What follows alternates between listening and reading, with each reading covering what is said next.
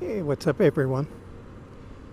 It's going to be a hot day today, and I'm getting a late start, so I'm going to head out of town so that I can be a little cooler. I was busy this morning playing around with a motorcycle dash cam system.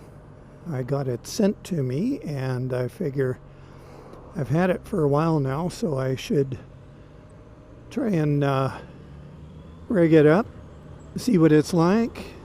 So I got the connection going in the bike, connection for power when ignition is on, and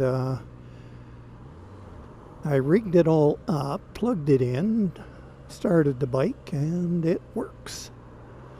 So it's pretty cool. It has a front and back camera and a GPS function and a little switch where you can change functions or take a snapshot and that type of thing while you're riding, while you're recording, and it just continuously loops over the files. So for the purpose it's intended for, I guess that's what you want. Got a 128 gig card in it, so it should be a pretty big file.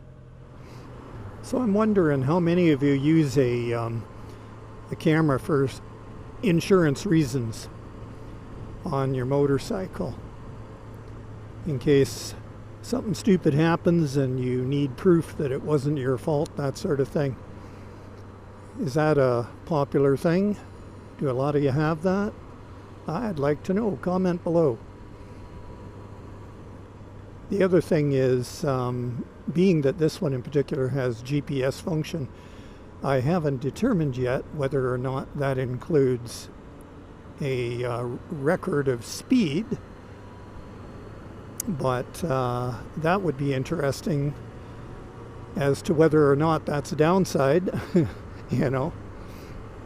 But I know for sure that there are lots of instances where the question of who's at fault is a toss-up.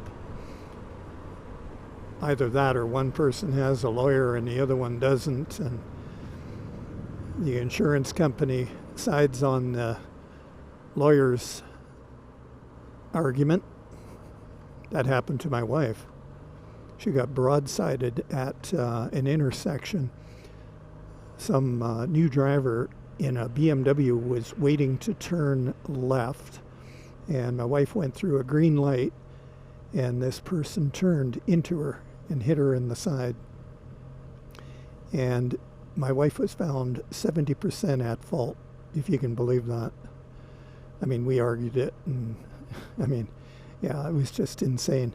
And then we found out later she had a lawyer, so that doesn't make sense. But if there was video. Anyway, comment below. Tell me what you think about having a dash cam for a motorcycle, front and rear cameras. I guess there should be a different name, not dash cam. Once I get it installed, and then I get used to it, how to work it, and so forth, I will do a review video. Got to find some discrete locations to put the equipment, mainly the cameras themselves. They're small, but still, try and hide them. Ah, yes, cooler here.